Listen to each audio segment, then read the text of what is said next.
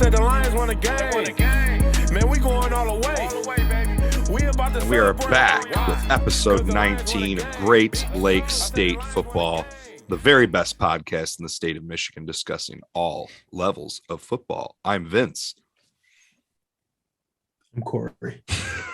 And I'm Brett, and I am back. Kory, if you weren't watching, Kory was rubbing his mustache there, getting people all excited. But Brett, how was your vacation, man? Enjoying the beautiful sun in Florida? Oh, it was fantastic. Came back to snow in Michigan. Although the weather is taking a turn this week in Michigan, so I'm excited. But it was good to be down in Florida. Snow and Did you do anything fun down there? I golfed a little bit. Had a lot of high noons. Sat by the pool. What's your flavor? What's your go-to flavor? I like them all, but if I had to pick, I'd probably go pineapple. Ooh, that's a good pick. Good pick. No Topo Chicos. You're disappointing, Kory. No Topo Chicos. Didn't have any of those. Ate a lot of key lime pie. I had that every night before I went to bed. Every night? I love key lime pie. Oh, Kory swore already. Got the episode off. And I successfully gained 4.5 pounds. Hell yeah. You can poop that out in one poop. Yeah. Yeah, you'll clear that out, make more room for some other things. A little bit doughy right now. Yeah, a little bit doughy.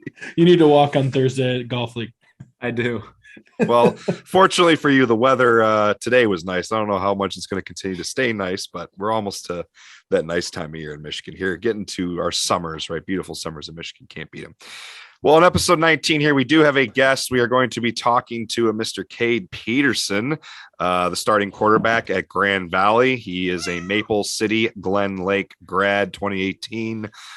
He is finishing up his 4th year at Grand Valley, but due to a red shirt and COVID, he actually has 2 more years of eligibility still. So we're going to talk with him about that and his time playing there, playing in high school ball, and like to talk with him about a few things about the GLIAC as well. So that conversation will be coming up a little bit later here. As has been the pattern here for several episodes in a row, not a ton of things to talk about in terms of news, football around the state of Michigan at all levels, but there are a couple topics we're just going to talk about really quick before we get to our conversation. Starting us off here with MHSAA.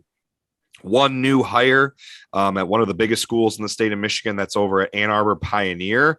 Ann Arbor Pioneer traditionally it has one of the higher enrollments, but actually last week we talked about the new enrollments had been released, and I just checked. Ann Arbor Pioneer's enrollment actually has been down quite a bit. They're still just over 2,000, but that's compared to back in 2005 when they had 3,800 students. They had nearly 4,000 students, in the early 2000s. So where do you think they're all going? Well, they built a new high school back in 2011, Ann Arbor Skyline. So their enrollment dropped by like 700, 800 kids that year because that school took a lot of kids in Ann Arbor. So they've built it back up a little bit from being a low point in 2012 at 1,600. So they're back at 2,100. But yeah, crazy. Their enrollment was like halved in a short span. So their new hire at Ann Arbor Pioneer is Calvin Griggs, who just unfortunately was fired actually at Westland John Glenn. Could not find why. Reading an article, it sounds like he was only there for 2 seasons. He was hired after coming from Oregon. He had coached high school football in Oregon, had a lot of success turning programs around. He basically took over several terrible programs in Oregon and found success with all of them. And I think reading the article, it looked like he was trying to get closer to home. He's originally from New York, or has a lot of family in New York, and was just looking to get to a state a little bit nearer to New York, so it was easier to get to family, and just randomly picked Michigan. It said in the article he knew nothing about Michigan high school football, just saw there's a Westland John Glenn job open, and they weren't very good. They gave him only 2 seasons. I don't know why. The previous coach was there for 5 years and only had like 10 wins, so I don't know why they gave Calvin Griggs only 2 seasons to try and work his magic. So he's getting a chance over at Ann Arbor Pioneer, which is a school that traditionally, in decades past has, had some success. They were very good back in the 80s, and they had lots of playoff runs in the 90s and early 2000s. Unfortunately, since 2013, they have only made the playoffs 3 times in the last 10 years, which includes the COVID year. And they actually have only won 1 game in the last 2 seasons. So they've struggled as of late. So maybe he'll work his magic at Ann Arbor Pioneer. Wish all the best of luck to Coach Griggs. He was a Washington State, should add this, Washington State college football player, wide receiver. And he also spent time in the CFL and indoor football leagues. So guy knows his stuff. He's no slouch. So we'll see what Ann Arbor Pioneer does this fall. D3 news, just one bit of big time news that actually was national news in the world of college football. Ironically, pulling Hope College into some national news. They were just an asterisk in the news, though, and that was James Ross was hired by Cincinnati.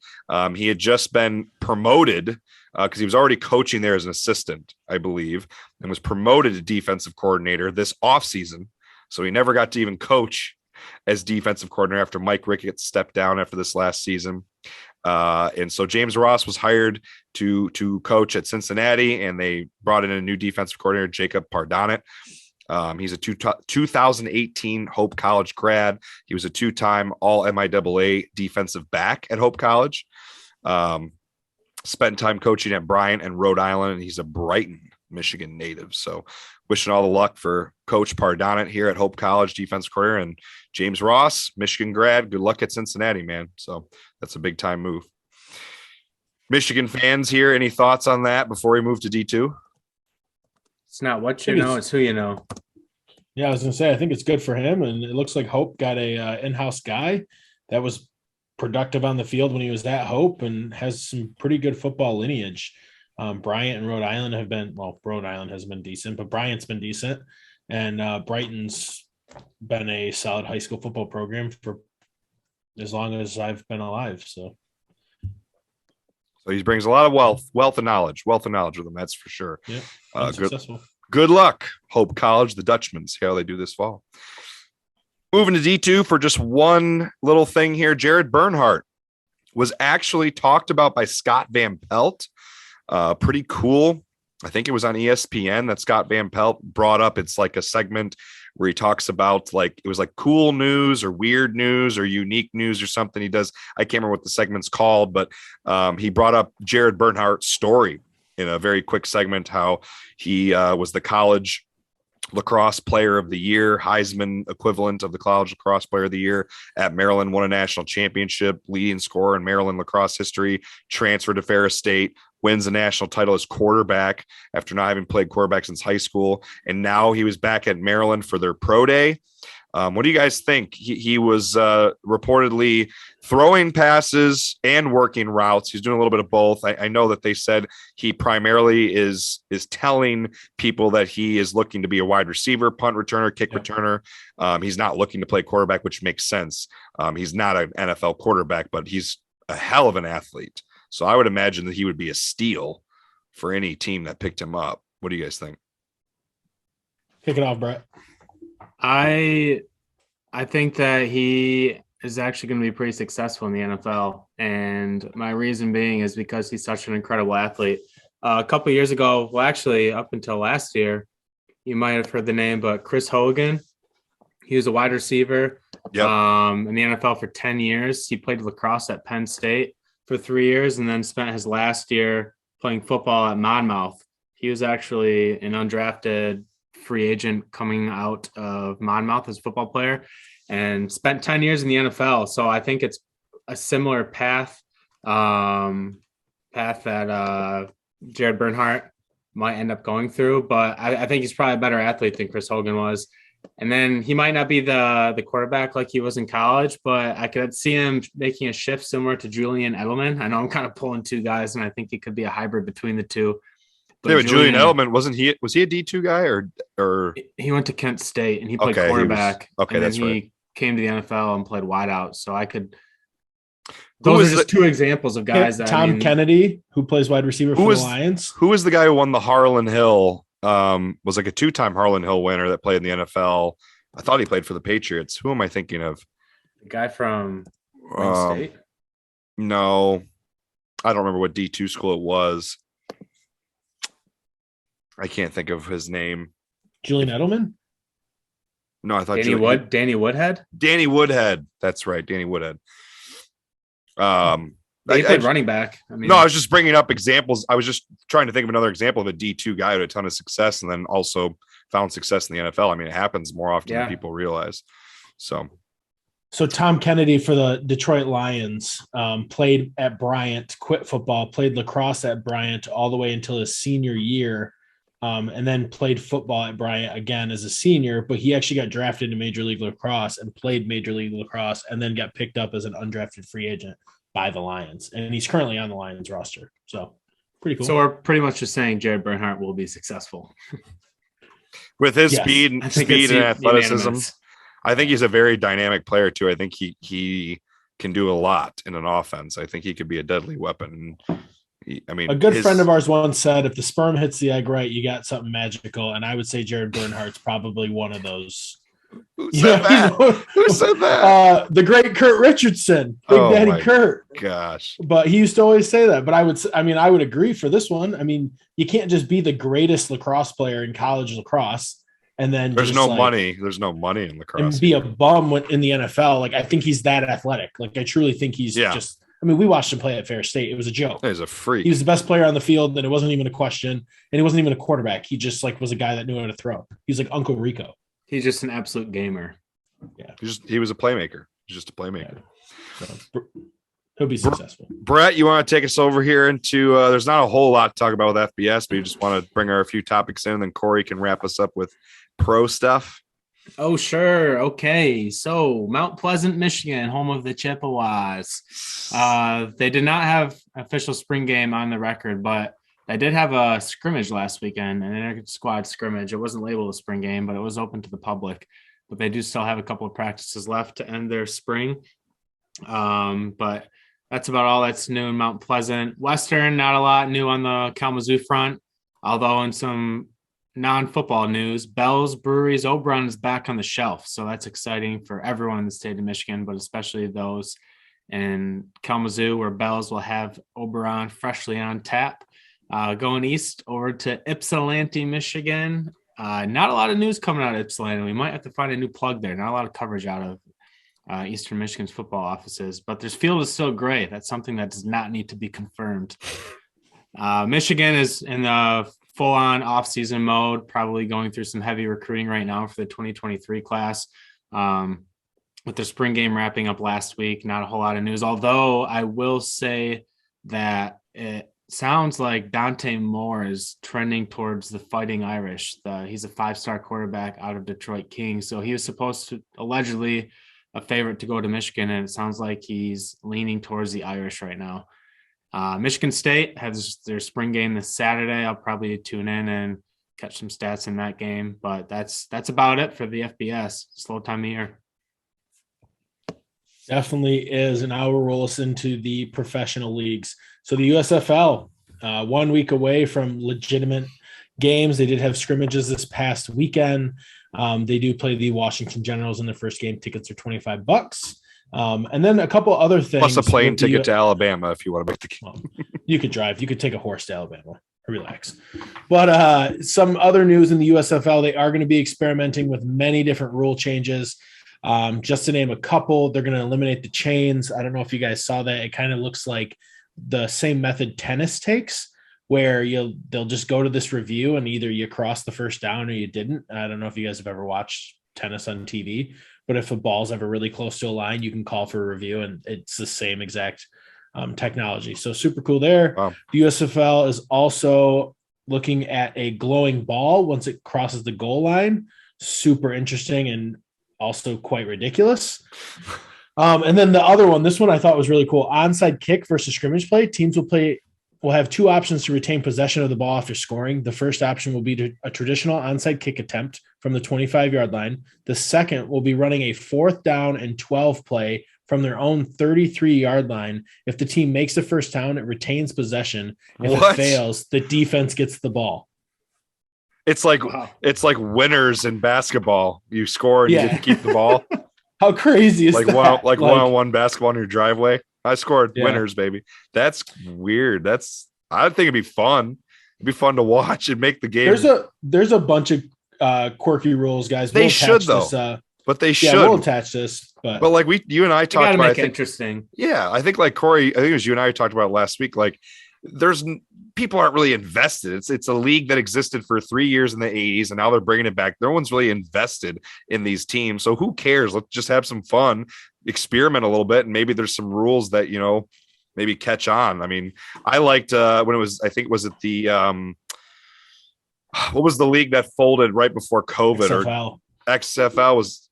Yeah. No, I thought there was a league that we got a few. They had AAF, the AAF. Yeah, Alliance of American Football. And remember the rules for after you score a touchdown, you could do an extra point, a 2-point conversion, or a 3-point conversion. The USFL is doing that. Oh, they are doing that too? Yeah, you can kick an extra point from like the 3-yard line, and you can go for 2 from the 5 or go for 3 from the 10. I like that. It's fun. Super interesting. Makes it interesting. And if the USFL wants to make it, honestly, they need to work with the NFL as closely as they can and adopt any rule changes, make it like a free agency up and down if they could. I know I went to a Grand Rapids. They're not the Drive anymore. The Gold D-League. Yeah. The Grand Rapids Gold. And for the whole game, my wife and I are sitting there watching, and everybody was shooting one free throw. And we were like, what the heck is going on? Then I realized you only would shoot one free throw, but it was worth 2 points until the end of the game. Then you had to shoot 2. So under 2 minutes, you shot 2 free throws, every other free throw for the rest of the game. But it was just a quirky rule that you're like, if that was in the NBA, that wouldn't be too terrible. It speeds the game up. You know what I mean? Shooting 1 free throw versus 2. So Shaq would like that. he'd miss it regardless. Moving on with NFL news, the Detroit Lions signed punter Jack Fox to exclusive rights free agent deal, pretty much meaning they're going to sign him to a long-term deal this summer. So keep your eyes peeled on that. Jack Fox was second in the NFL for net punting last year. And then some very interesting news, and we can discuss this one we got about a couple minutes before our guest pops on. Liberty head coach admits Detroit Lions when discussing landing spots for QB Malik Willis. Do the Lions need a quarterback is my first question to you both. No. And if not, who do you think they should go after? I think they do not need a quarterback. Just build around Jared Goff. Goff has been to the Super Bowl before. You just need to build around him, and he's only going to get better in his career. His career's still young. I think he's like 26 or 27 years old. There's no reason you need to take a reach on a quarterback at 2. I think you got to get a difference maker on the defensive line. I don't care who that is. You go 2 defensive picks then in the first round, or just 1? Yeah, you go 2. If you go D-line first and you go secondary second. I want Nakobe Dean, and honestly, I want the DN. I want Walker too. I want both Georgia boys. I don't think Dean will be around at 32. They're saying that's who we're projected at right now. That'd be sweet, but I don't know. I would take them both. So, or the D tackle. That would also be hot. The mammoth of a human that ran like a 4.7. Buki. So, yeah, big Buki from Eastern. All right, and we will let Vince move us on to our guest. All right. Well, with that, we're going to wrap the first part of the podcast here and move on to the second part with our guest. We will be talking with Mr. Cade Peterson, the starting quarterback for Grand Valley. I'm going to talk with him about his playing career in high school as well as at Grand Valley and some other topics. And hope you enjoy the conversation. Stay on afterward. It is my turn this week for a recommendation and trivia of the week. Enjoy. All right, going to go ahead and segue into the second part of the podcast here for episode 19. And our guest for this week is Cade Peterson, starting quarterback at Grand Valley State. He's a 2018 Maple City Glen Lake grad, played quarterback at Glen Lake and also played quarterback at Lake City, accumulated close to 10,000 total yards passing and rushing in his high school career, 2-time All-State selection. And then, like I said, ultimately choosing to play college football at quarterback college football at Grand Valley State. This last season threw for over 2,000 yards, scored 33 total touchdowns en route to helping lead Grand Valley to the second round of the NCAA D2 playoffs. Cade, how you doing tonight, man? I'm doing great. I appreciate you guys having me on here.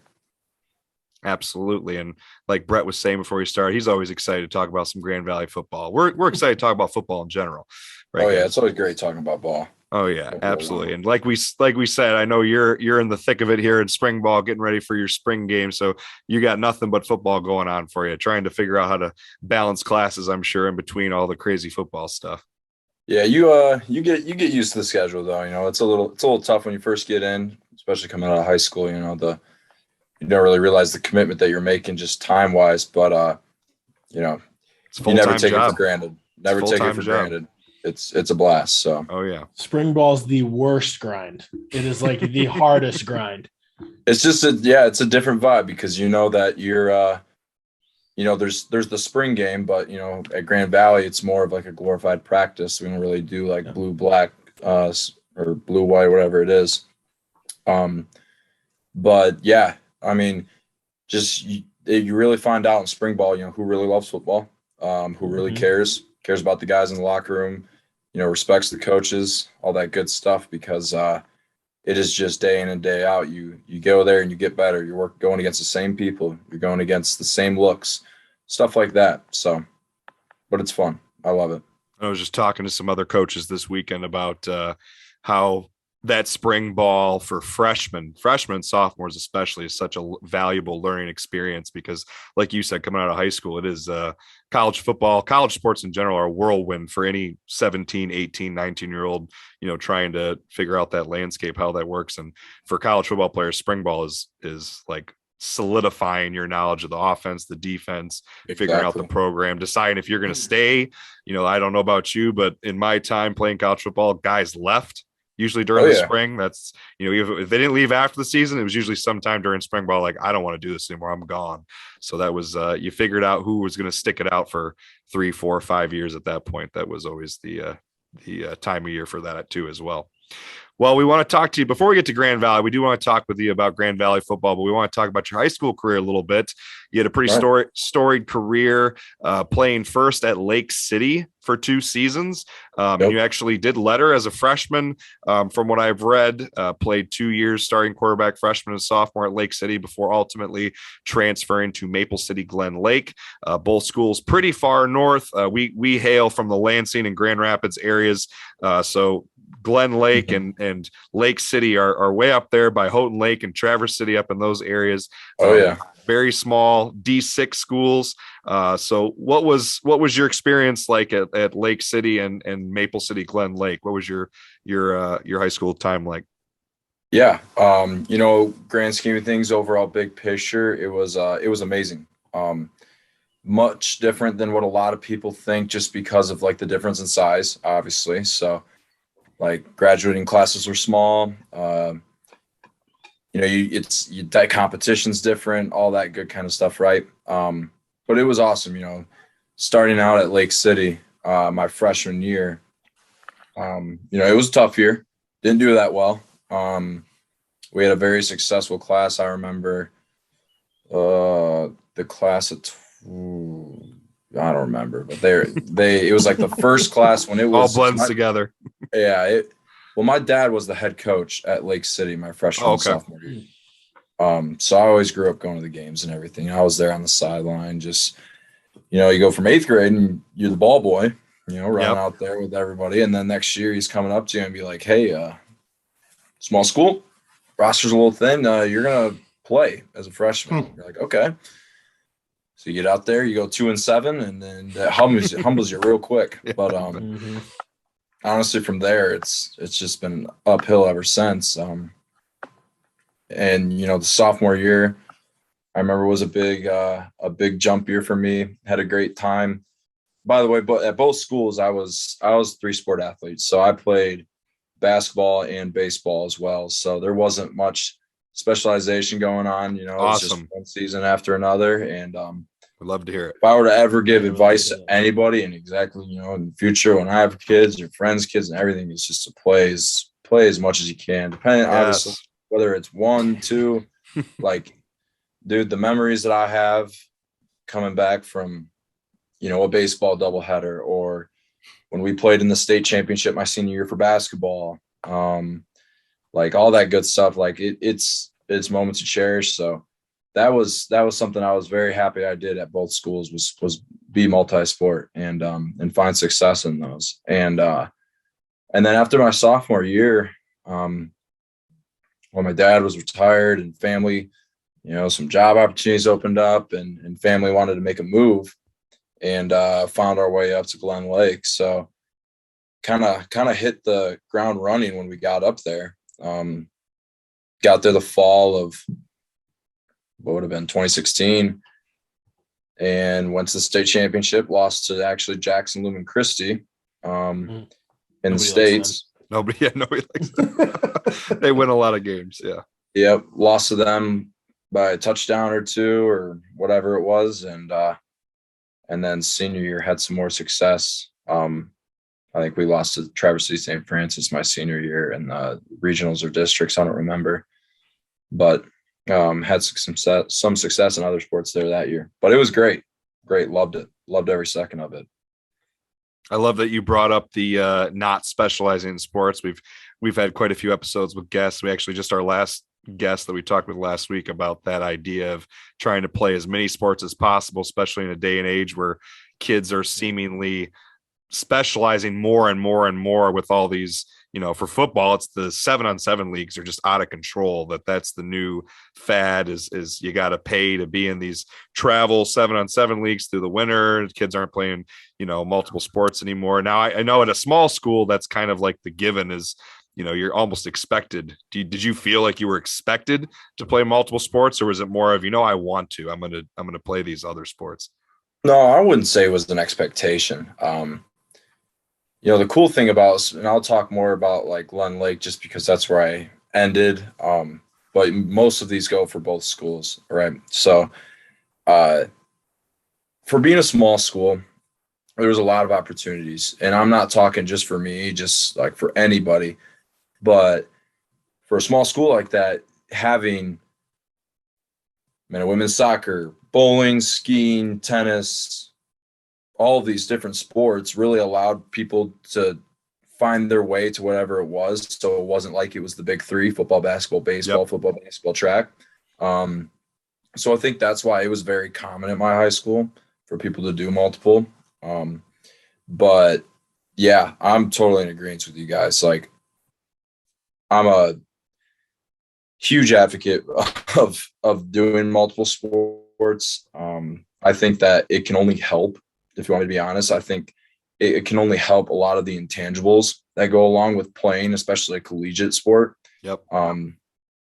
Different forms of competition, different ways that you're training your body and mind, like all of those things that go kind of under the rug when you specialize in one thing. And I actually do believe that burnout is a real thing. Absolutely. Yeah. I think burnout is I think burnout. Yeah. I think burnout is an issue that is happening more frequently than it ever has before. And I think that that's a direct correlation to whether it's parents' decisions or the athlete's decision to, train 7-on-7 football, or if it's basketball, doing AAU, stuff like that, man. It's just like, I get it. You want to be great. You want to succeed really well, but like, you're going to find your way. Like, if you really care about playing collegiate sports that much, which is why a lot of people do all of this specialization, you're going to find your way, right? Because college coaches are going to care more about what you're doing on a Friday night rather than what you're doing in the 7-on-7 league in the summer. Right. So, yeah. I would if say you're that's good, one if of you're the good, they'll biggest- find you. One of Exactly. the biggest adaptations when you go from high school to college, especially like I was a 2-sport athlete. I even went to Northwood as a 2-sport athlete. But the biggest change that I had is when I stopped my track career and I just went to football, and Vince will remember this. I mean, you do get to the point where for football, like once you're in college, you are training year round. And like by the end of your college career, like you got time left, but by that 5th year, like I was done. Like I was like, holy crap. Like I couldn't spend any more time working out, training. And like, I was one of those people that obsessed about it. So for me, when my career was over, I'm like, yeah, I'm good. Like I'm hanging it up. Yeah. I mean, a lot of guys do that. And a lot of guys, I completely understand it. Like, I know personally, like, I don't know when football is going to be done for me, but I know I'm going to be heartbroken when it is. And whether that's in 2 years or whoever, like, you never know with all the things going on and the different levels. But anyway, but the thing is like, I just think that, like, even for me right now, like I'm football, right? And, my coach and I might like it. Sometimes I get a hoops game in the summer, or my biggest hobby is golf. Like, that's my personality. I love football. That's my passion, but I have to do those things. Like I do, like it's what, it's my mind, right? It allows me to, continue to do the thing that I love, because if you focus too much on it and you're obsessing over it to the point where it's unhealthy, then there can become some issues. Yeah, you want to be a well-rounded athlete at the same time, perfect your craft, but like you were mentioning, college coaches are looking, they're not looking for what you're doing in your travel leagues or your 7-on-7 leagues. I know a lot of college coaches will ask straight up, what else do you do besides football? They want to know what else you're doing. Are you working a job? Are you playing multiple sports? Are you involved in some other extracurriculars? They don't want to see that you're just doing the same thing over and over and over again, because that's not necessarily beneficial or helpful for being a collegiate athlete. Like you said, even at the college level, you need those outlets, times to get away and kind of refocus, recharge, mentally and physically, doing things like golf or basketball, or go into a beautiful lake in northern Michigan, right? Whatever. Right. Yeah. Recharge. Yeah. I mean, it's different for everyone. So, and I think because I know a big portion of me when my recruiting to Grand Valley was they actually watched a couple of my games of basketball. Yep. And the old basketball coach at Grand Valley really wanted me to come play basketball at Grand Valley, like bad. So it was like one of those things where if, Grand Valley, let's say they're looking for more of a dual threat quarterback. Well, let's see if you can play hoops. Can you jump? Can you run? Stuff like that, right? So, I don't know. I only see benefits with it. So at the same time, kind of sticking with high school career a little bit longer here, what was the experience like? We mentioned already, obviously, both those high schools, Lake City, Maple City, Glen Lake, are not very big high schools. You said, your whole school for both those schools are about 200 students, and us personally, we went to a school where our graduating class was bigger than the entire school. Yeah. 400 kids. So what was that like? Obviously coming out and going to Grand Valley, you getting recruited. And I know you had some D1 looks too from some of the MAC schools and things like that. So what was that like being at a smaller school? And you were obviously a bigger athlete too. A 6'2" quarterback at a D6 school is gonna open some eyes. I'm sure coaches that were scouting you and your team in high school were like, man, how the hell are we going to stop this guy? We don't have linemen as big as this guy. So what was that experience, that aspect of, playing at a small school? Yeah. It was interesting. There was a lot of what I loved about it was, and it is tossed around there a lot, is the whole camaraderie thing. I had my group of guys that we did everything together. And, then we would do that with basketball, and then we would do that with baseball. And like, it's hard to put into words because there is that community feeling, and that made Friday night special. When it comes to the actual games, there were some times where it's just like competition is just, it's different. And you say how it is, like small schools, they might have one or two guys that can literally take over a game, which that might not be as easy if you were to go to Division I, Division II here in Michigan, right? But yeah, I mean, it made recruiting tough. I will say that. Like when you go through a recruiting process, everyone's coming up and they're saying, all right, well, here's this 6'5", 200-pound quarterback, and as a senior in high school, but he only plays against schools with 200 people. And, I'm looking at man coverage every snap. Doesn't really know how to read coverages. Kind of just running around, making plays. Like, I can see why that would affect some recruiting. Let's just say I'm grateful for where I am, because it is tough. It is tough getting out of those places when, you know, the opportunities are slimmer than maybe they would be at a different school. But overall, I wouldn't trade it for the world, at least my experience. Now, would I change some things if I could go back and do it again when it regards to like just about how I know things work now, right? But I'm never gonna take what I went through for granted there at Glen Lake and Lake City. So, and the camaraderie piece. Oh, go ahead, Brett. I was gonna say that's natural. I think everybody would maybe go back and change a couple of things in the recruiting process or whatnot. But yeah, I mean, you know, that's the whole point of it. Exactly. I guess my biggest takeaway with it is like I went through it and was able to help my two brothers. So, you know, I don't know if you guys knew this. Like my youngest brother just committed to Grand Valley. You and one brother already are playing at Grand Valley, and then you have another brother who will be attending this fall.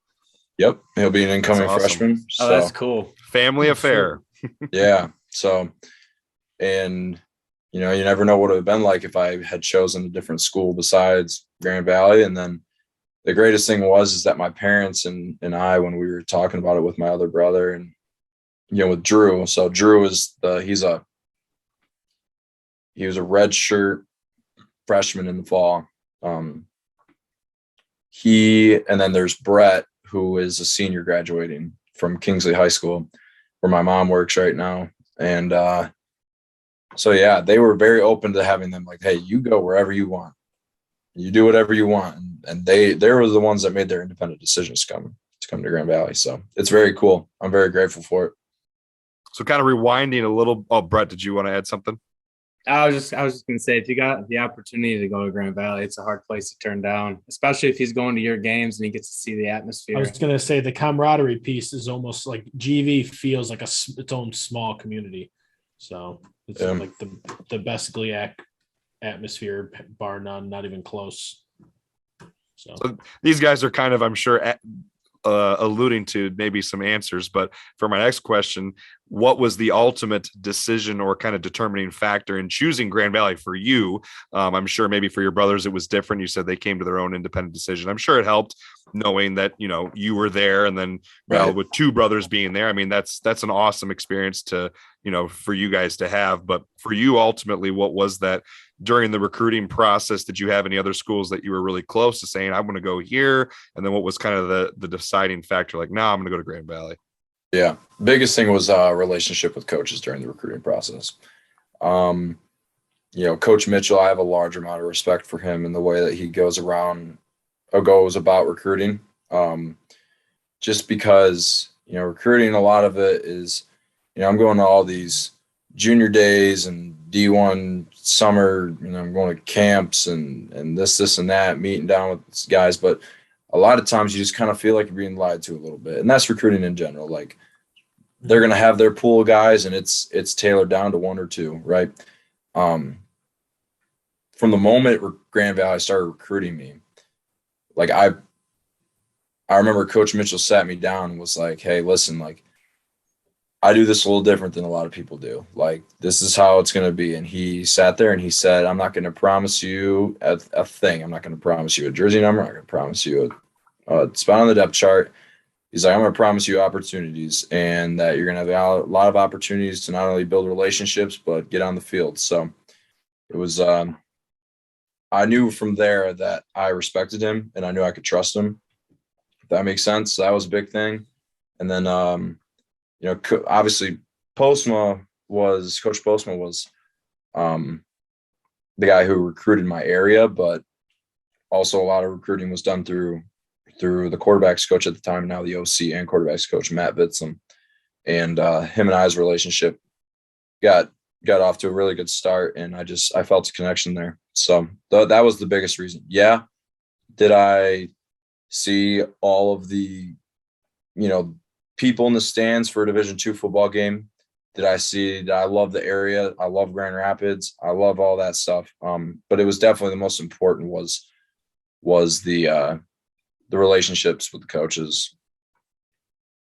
I tell, so I coach high school football at Grand Ledge, where we all went I have for 6 years now. And that's one of the things any of the guys that I, ever have an opportunity to play college ball, I tell them that's the biggest thing. I think go where you're wanted. That's always the biggest piece of advice I try to give guys when they're trying to decide, should I play college ball? Should I go here? Should I go there? Go where you're wanted. I mean, if you try to, you said the recruiting process can be a little bit like, they're used car salesmen, they're just trying to tell you what you want to hear or get you there any means possible. So I think that's a pretty hard challenge, navigating that. And it sounds like, in your process, it was pretty apparent right away that he was honest with you and up front. And, that's going to help. That's going to help build that relationship right off the bat. Exactly. What was it like? Obviously, your first year there, 2018, you were redshirted, and then 2019, redshirt freshman. It's not often Grand Valley has redshirt freshmen, especially quarterbacks, especially in some of those positions like that, getting an opportunity to play right away. I believe you started 2 games that year and played in 9 or 10 games in your redshirt freshman season. And what was that like? Was that pretty obviously exciting, but pretty nerve wracking that, wow, this is only my second year here and I'm already getting opportunity to start and play quite a bit at the, the quarterback spot? Yeah, I can take you through that. So obviously 2018, that fall camp, man, your freshman year fall camp, that's something. It's rough. Oh, you want to quit? Wow. A lot of guys quit. Yeah, this isn't fun no more. a lot of guys tap out, but it was humbling, and it was great for me. I needed it. It was good for me not only to I grew so much during my freshman year of not only my skill in football, my knowledge of football throughout fall camp and spring ball, but just grew as a man.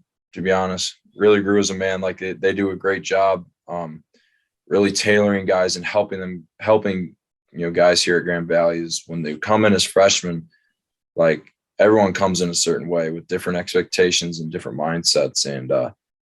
And they shaped me into a different person now than I was then. And, with football and everything, were there some dark days? Of course, a lot of them, there's some times like, dude, I'm out here. I was all state in high school. I can't seem to throw the ball 10 yards right now. I don't know what's going on. And, but yeah, you just, once you get through those, if you're mentally strong enough to get through those, you'll reap the rewards. So, and then the second year, was going in, went through fall camp. How did it work out? Yeah, was the backup, was listed at number 2 on the depth chart behind Cole Katopka, who was a 5th-year guy. And played some, I think it was a 2 drives or 1 drive at the very end, the opener in 2019 against Edinburgh. And then second game of the year came along, and those early games at Lubbers, they're packing 15, 16,000 people in there. And I remember second quarter, we were down 28-14 or something like that. And I see Cole get hit, and I just see I knew he was concussed. He got a concussion, got hit. And so then I'm thrown in there. And I'm like, all right, here we go. Rock and roll, baby. See how we go. Of course, first pass was a pick. You pulled didn't Aaron Rodgers, wasn't the first throw of his career an interception? Something like that. Yeah, I thought the guy was it was a choice route. The guy ran a go. I thought he was running a stop. I'll never forget it. Threw it right to the defender. So, but after that, went in and scored a couple touchdowns second half. Came back, won, started against Northwood. That was my first start. Won that game, and then started against Tech, won that game, and then after that, Cole came back, and then I played in and out throughout the year. Actually punted a little bit too. I was talking to these guys before you started. I saw that in your career stats. I'm like, what the heck? He was punting the ball? Yeah. Ferris 2019, I was a starting punter. Oh, wow. Yeah, I punted a little bit this past year. And again, just have done some special team stuff. But yeah, I did that in 2019. So, hello? I'm doing some right now. Sorry about that. So yeah, so it's kind of how that went. How then going in obviously to March of 2020, I don't want to dwell too much on COVID, but just kind of, do you mind talking about just a little bit, what that year was like being a Grand Valley football player? Obviously the GLIAC did not play football games. You guys probably spent most of your time just trying to navigate like everyone else. Did you find it as an opportunity for you to get better in terms of, I don't know what your opportunity was like to lift weights and, work out on your own? And I know obviously everyone, has their own mental struggles during 2020, but what was that like for you? It was tough not having the season, obviously. The workouts and everything, it was very odd. We had classes cut that spring of 2020 and then came back online in the fall, and then we were doing like some workouts and then practicing, but we had to wear like masks while practicing. It was odd. Obviously I had a lot of time to get better. Still got to practice throughout that fall, but it was tough knowing that like, all right, I'm doing all this practicing, I'm not playing a game not till next fall. So I don't know, it was a different experience for everyone. It was just I don't like to use like a grind just because like I feel like there's like grind's kind of overused sometimes, but it was grind. It was grind getting through there. But probably more of a mental grind than anything. Exactly. The monotony of doing the same thing over. It's like spring ball. There's no end goal. You're just like, well, especially during COVID, like there literally wasn't an end. You didn't know if you were going to have a season the next year. Right. No, it was tough, but we still got to do a lot of work though, and it was good. We found ways to do things and the whole classes and everything. It was just it was interesting, but definitely happy things are back, and I was able to have a season because it was tough. Yeah, knowing you weren't having a game. Absolutely. So then, did you, during that year in 2020 and moving into spring of 2021, did you at any point start to see or feel that you were separating yourself, from other quarterbacks on the roster? As you obviously, were the starting quarterback this fall, had a hell of a season, throwing more than 2,000 yards, 33 total touchdowns, I think almost 600 yards rushing. So you had quite a successful season, making it, second round of the playoffs. Did you feel in that year of 2020 or even in the spring of 2021, was there a moment where you were separating yourself and, I'm going to be the starter in 2021, or maybe it wasn't until camp? How'd that go? I mean, to be honest, like there was neck and neck competition all the way up until the opener this past fall. Wow. So there was no named starter or anything like that for like 2 years. So it was just get in, get your reps, do what you got to do. We'll figure it out when we finally have games. So, yeah. What was that like having this breakout season, 4 years into your career? Obviously that's not expected when you lose a season in 2020 like everyone did, but has that been kind of a surreal experience that you had this breakout year and after such a weird year in 2020? Yeah, no, it was definitely rewarding. You can really see all the hard work that you put in and finally come through. So I was just extremely thankful to be, put in the position that I was to be able to make the plays that I did, and just going from there and building off it and stacking was very rewarding, just because, it is 4 years and it is a lot of work, and to finally be able to see it, it was good. So kind of transition something a little bit different, a little different topic here, but obviously something that is kind of at the forefront with Grand Valley football as of late. Ferris State, obviously a huge rivalry, especially since Tony Annese has taken over the reins of the program. I was in my second season in college when he took over, and it was kind of interesting to see him kind of come in and slowly, gradually build that up to what it is now, to winning their first national championship this last season. Hell of a team that they had. What has that rivalry been like from your experience at Grand Valley? Is it something that gets emphasized quite a bit? Is it just like any other game for you guys, or is it one that you hype up a bit more? I mean, I wouldn't say we try to treat it any differently, because as soon as you start doing that, then that's when a game that, you shouldn't lose, you end up losing. Do we understand that there's a certain level of play that we need to achieve in order to beat those guys? Yeah, of course we do. Like, they're a great team. Obviously you could see it this past year. They were by far the most dominant team in the country. Just running through the playoffs. Yeah. Like, you win the national championship by 40 points. Like, against powerhouse football programs, teams that have won national championships. Yeah, and what was interesting is in last spring of 2021, we scrimmaged Valdosta. We went down to Valdosta. We went down to Georgia last May or whatever it was. I don't remember. No, it would have been last March. And we scrimmaged them. And so it was weird just seeing, Valdosta, we played them, you're measuring guys up or whatever. So, but back to the whole Ferris thing, but like, yeah, it's, obviously it hasn't gone our way for the past couple of years or 6 years or whatever it's been. It is at the forefront of people's minds, I'm sure. But the moment that you start making it all you're trying to achieve is when something else slips up. So for you, it's just business as usual. Beat Ferris State.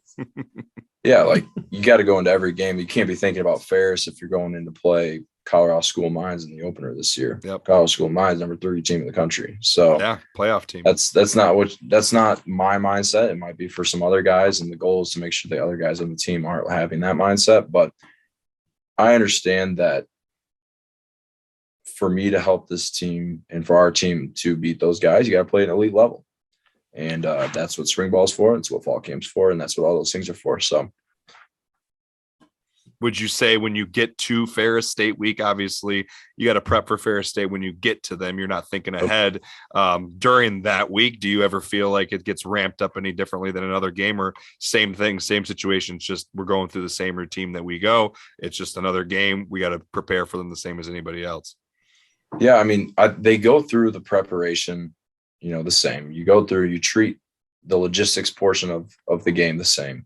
But the difference is that when you go into that game, that it's not going to be one of those where, like, you're going to be up by 40, starters out by halftime. That there's going to be something that they do that is good. You're going to mess something up. Some stuff's not going to go your way, and you're going to have to respond to that adversity. So that's the biggest thing, is you have to mentally prepare as much as you have to physically prepare for a game like that. What was that regular season crowd like this year with the record-breaking attendance of, I think it was just over 17,000, most attended football game in Grand Valley history? Was that a pretty electric atmosphere to get to play in front of? Oh, yeah. That was unbelievable. Not going to lie. It was the craziest environment I've ever been in my entire life. Like, and that stadium's already crazy, regardless of 17,000 fans. Like, well, I was talking to a couple guys that have played at some Big Ten schools, and obviously there's a lot more people there, but it was so loud at that game that Ferris had to go to a silent snap count. They had 4 false starts in a row because they couldn't hear the quarterback. Wow. Because we had, out of the 17,000, I mean, 8,000 of them are students, just in the student sections, just drunk, loud and screaming, going crazy. So it was an electric atmosphere. I remember the run I had on the scramble. It was the first touchdown of the game.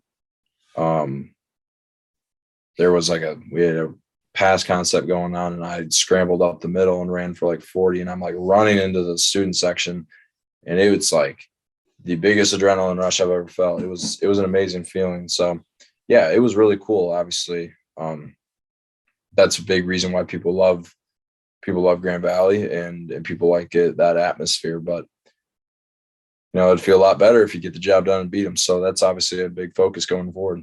So it's so loud in there anyway. It's so loud in there already. You think they would already be at a silent count? That's bizarre. Yeah, I don't know. What are the thoughts going into the next season here, 2022? What's the team looking like coming out of spring ball here? Yeah, got a lot of young talent. Got a lot of guys that are working hard. the whole thing with like guys on gap semesters that are coming back because COVID's put a wrench in everyone's eligibility. And there's a lot of talent. Guys are hungry. Guys are looking good. Defense is doing well. You're going against them every single day. So I'm excited. I'm really excited. There's a lot of, we're deep at a lot of positions, and you can just tell the sense of urgency that guys have. So I have nothing but excitement going forward for this fall. I can tell you that. Speaking of bringing guys in and stuff like that, obviously, I don't know with Grand Valley how much transfer portal has kind of affected you guys. Have you seen any additions to your team in the last year, or people leaving to go to the transfer portal, coming in from the transfer portal? I know for your guys' freshman class that you're bringing in this fall, you had, I would say, a pretty normal sized class for Grand Valley, maybe a little bit smaller than usual, because it seems like what you're seeing now more often in the last year or two here with COVID, especially in the transfer portal, is colleges don't necessarily need to bring in as many high school kids because kids are staying longer because they have a fifth, sixth, or even seventh year of eligibility. And then they also get transfers. Have you seen any of that firsthand at Grand Valley? Yeah, I mean, there's been a lot of guys like going in and out of the portal. The portal's a whole topic in itself, whether it's good or bad for the game. But overall, like, there's been a lot of guys that have chose to part ways with Grand Valley and enter the portal, and you wish them the best of luck. But it's just a different avenue, a different channel for guys to try to find their way, in my opinion. Like, we have gotten some guys, and I don't know how the whole process works of like your name's in the portal, how you get contacted, stuff like that. We have gotten a couple transfers, but I wouldn't say it's like a do or die by the portal here at Grand Valley. So you're not pulling a Mel Tucker over there. Yeah, no. The portal's kind of crazy. It's like the Wild Wild West. I mean, that name pops up in there, and Brett's brother just went through it. My brother-in-law's done it in baseball. The minute your name hits that portal, it's like literally like you pop up and they're like, oh, he can't, like, he's coming from a D1, bam, like letters straight to you. It's kind of crazy. Yeah. So yeah, it's wild. So speaking of eligibility, I kind of mentioned this earlier, and I think you alluded to it as well. You're in kind of a unique situation, like most of your peers in college sports right now, where because of COVID, and you also had a red shirt as a freshman, that you still, even though as a senior in academic eligibility at Grand Valley, you're technically only a sophomore on the team in terms of playing eligibility. So do you plan on using your 2 more years, maybe trying to get a master's degree in your time at Grand Valley, or are those plans still in the works? Yeah, no, plan is to be here, and I'm graduating in, what is it, 19 days with my undergrad, and then I'll be pursuing an MBA in the fall. So awesome, man. Yeah, I'm excited. I have my 2 years. I'll be getting my degree here in April, and moving forward with the next step, but I'll still be able to play, which is obviously very important to me. So stay healthy, man. That's the big thing. Keep taking care of your body. And I tell people all the time, play football as long as you can, because when it's over, it's over. Like you said, you're anticipating that final season, the final game. It's sad. It hits you, it's a bittersweet moment. But hang on to it as long as you can.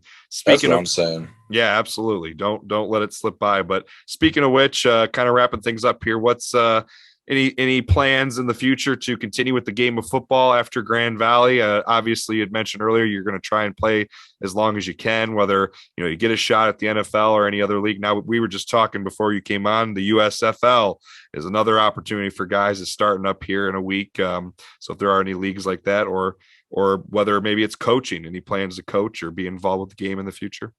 Yeah, I'm definitely going to want to be involved with the game in the future, whether it's playing or coaching JV. Like, I love the game of football. It's shaped me into who I am today. So I'm going to play as long as I can. I know that it's a difficult task, whether it's NFL, USFL, but I'm not going to worry about that stuff until I get there. And that's why my mind is at ease about it, because the only thing I have to worry about right now is is my practice tomorrow and finishing my finance project. Yeah. So I don't have to worry about that before practice. Yeah. I don't have to worry about all that yet. Is it the end goal? Of course. If you don't love football, I don't know how it couldn't be your end goal to be in the NFL. But cross that bridge when we get there. So living in the now. Yeah. Taking it one day at a time. Makes it easier on the head, man. Makes it easier on the head. Absolutely. Well, it seems like you got a pretty solid head screwed onto your shoulders there, man. We appreciate talking with you. A lot of great stuff. Looking forward to see how you do this fall. Kory or Brett, anything else you want to add before we let Cade get back to things over there at GV?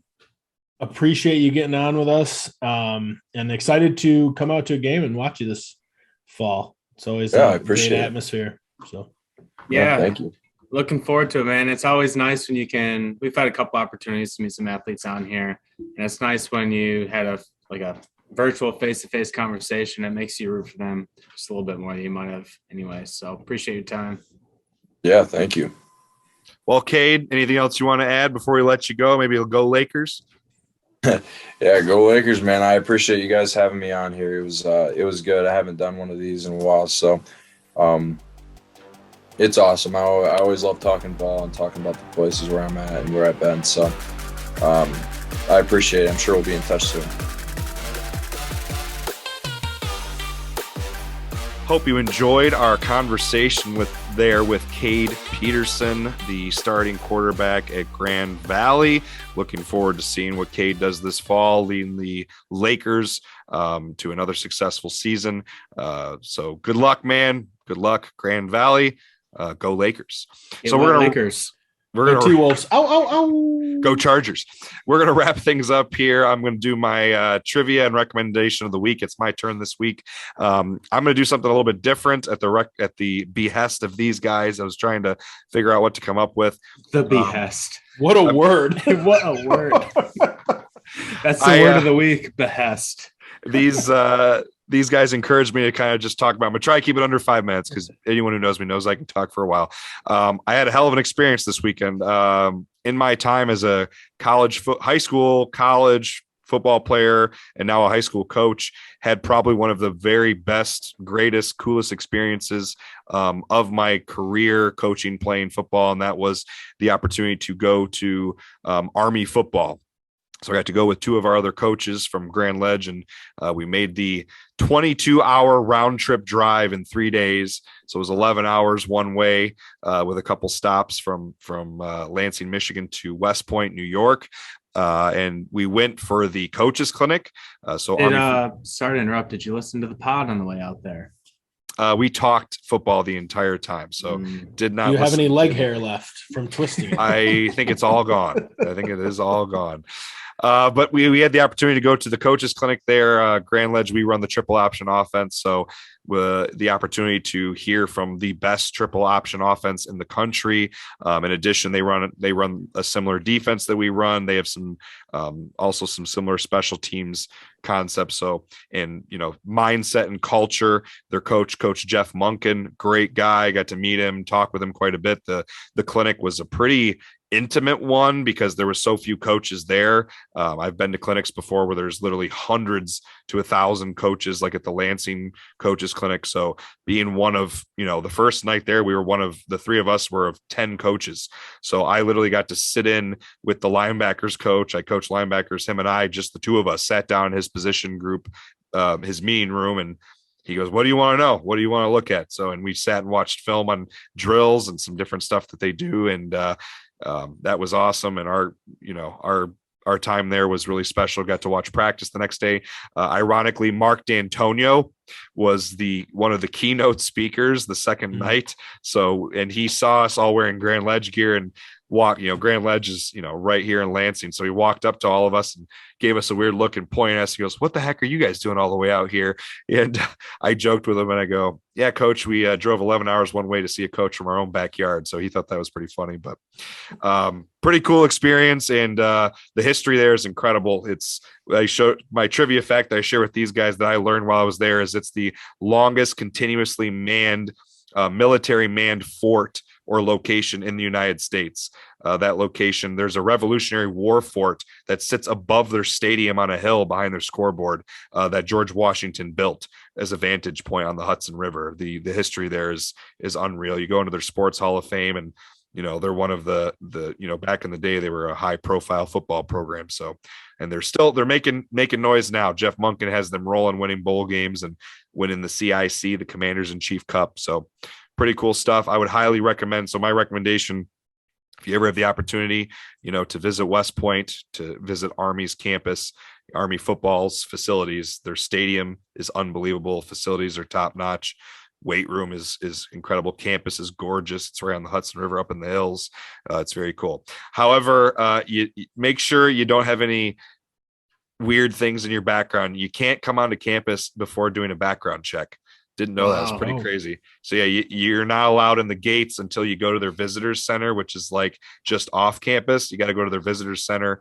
You go into this basement and you sit in a weird waiting room where you're all spread out. And then they take your social security number, they take your ID, bunch of information. They literally run a background check, and you're given a pass for how much time you're on campus. And you have to have that pass. If you leave campus and come off, you need the pass to get back in. So your days from shooting porn didn't trigger that at all? You did? What are you talking about? Sorry. Jeez, oh, Pete's saying weird shit on the podcast, man. Thanks a lot. That's just coming from the guy with a mustache. Yeah, you get the perfect porn stash over there, don't you? Yeah, look at you. Yep. Well, we've officially ruined the family-friendly aspect of this podcast at the very end. So hopefully people have tuned out by now. But anyway, thanks for listening this week. We appreciate everyone who was listening. Speaking of which, if you enjoy the podcast, enjoy listening to us three idiots talking football, head over to Twitter. Follow us at GLSF Ball, BALL, Instagram at Great Lake State Football.